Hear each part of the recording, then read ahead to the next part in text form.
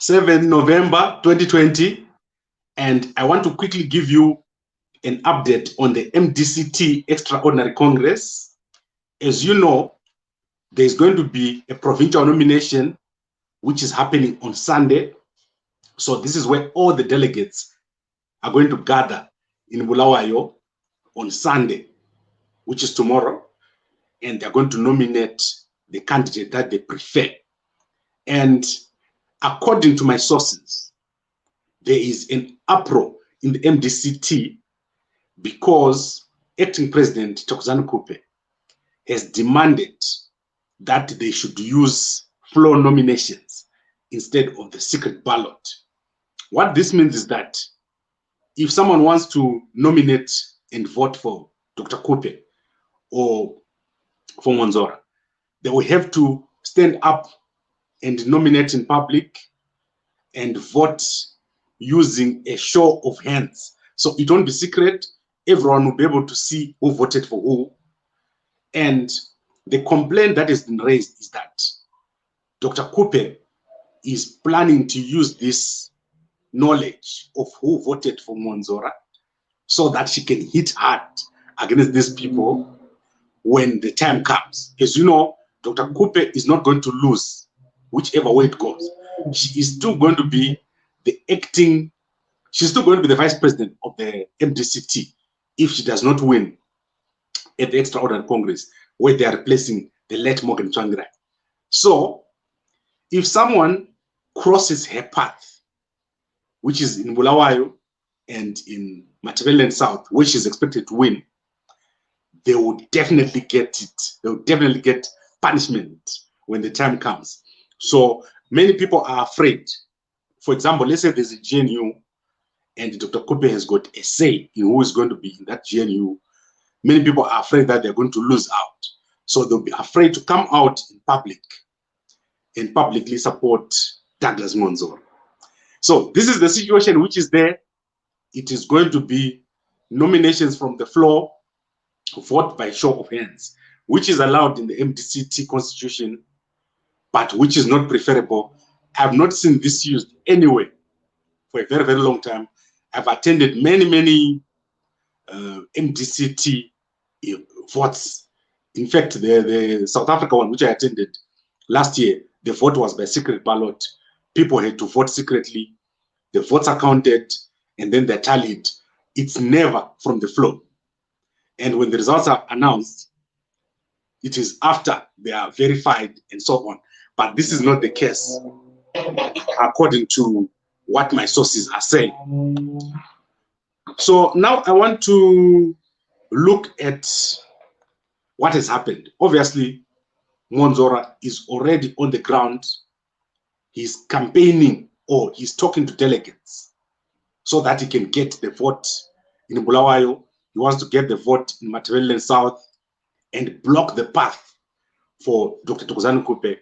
If Dr. Thokozani Kupe does not get any nominations, and Monzora, who already has, according to people who talk to me, about 10 nominations secretly, it means if Monzora gets Matabeleland South, if he gets Bulawayo, possibly if he gets South Africa, then he's going to go and become the president without even a need for an election. So obviously both sides are trying to make a plan to make sure that Monzora does not get all the 15 nominations. Otherwise, there'll be no need for an election. There's also the issue of Abednego Bebe. Abednego Bebe is reportedly a candidate for Chamisa. So this could also be a candidate who could shift things. Because if all the people who support Chamisa, all the delegates, were to vote for Abednego Bebe, it means both of them would lose the presidency. And then, as you know, Abednego Bebe is looking for negotiations with Chamisa. It means if he wins the presidency, he could easily start negotiations with Chamisa. So there's an incentive there for Chamisa backers to support Abednego Bebe. And you might have a surprise to see that Abednego Bebe gets nominations in a number of places if Chamisa is able to pass people and put them into those locations where the nominations are taking place. So this is going to get quite complicated. There's also the issue of Mudzuri, Komichi, who are also likely going to want to contest. And if you look at someone like Mudzuri, he doesn't really have a stronghold. But these guys are from Masvingo. So guys like Komichi and Mudzuri, they could have 1 or 2 nominations. But it's looking more like a 3-way race.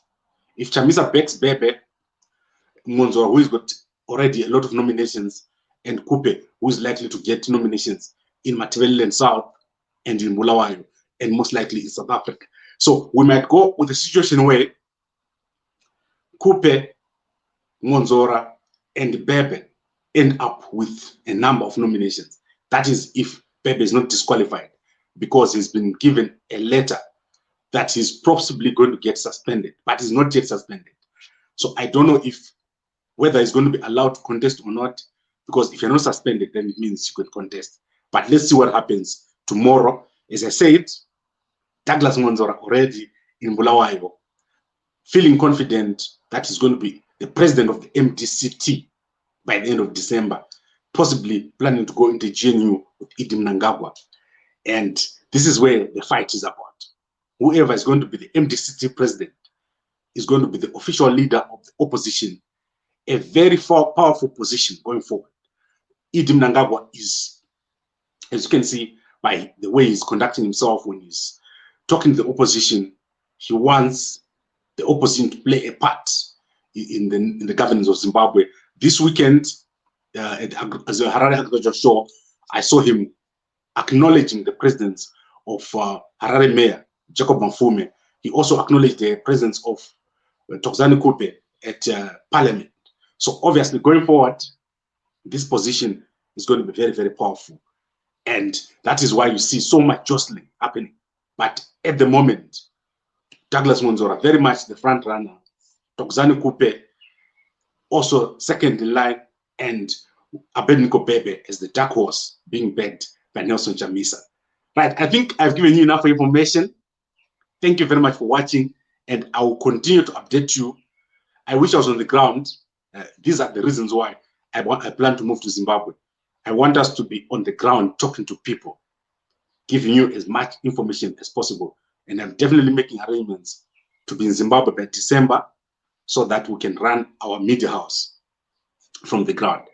Right, thank you very much for watching. If you're watching this on WhatsApp, send it to as many people as possible. If you're watching this on YouTube and Facebook, please like, comment, and share.